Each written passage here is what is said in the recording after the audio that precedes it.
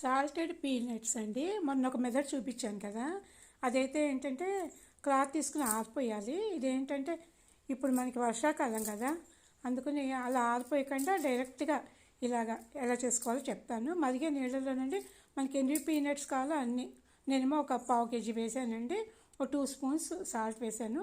ఇది ఒక 5 మినిట్స్ ఇలా బాయిల్ చేసేయాలన్నమాట. బాయిల్ చేసేసిన తర్వాత ఒక 2 మినిట్స్ మూత పెట్టి ఉంచాలి.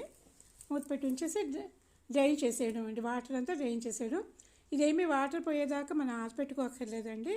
సాల్ట్ తీసుకుని, మెత్తటి సాల్ట్ ఉంటుంది కదా, ఆ సాల్ట్ తీసుకుని ఒక దడసరి ఏదైనా ఐరన్ కళాయి కానీ ఏదైనా అందులో వేసేసి రోస్ట్ చేస్తూ ఉండాలన్నమాట.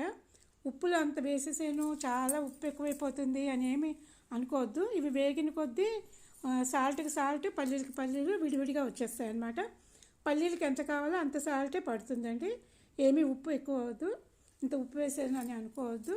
ఇదంతా బాగా రోస్ట్ చేయేలాగా అనమాట. అంటే పల్లీలు చక్కగా కరకరలాడేలాగా మనం రోస్ట్ చేసుకోవాలన్నమాట.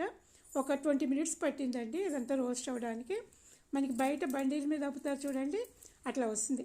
ఆ తర్వాత ఏంటంటే మనం ఇలా జల్లెడతోటి దాన్ని ఇసుక నేను అది సాల్ట్ నేను ఈ పల్లీని సెపరేట్ చేసేసుకోవాలి.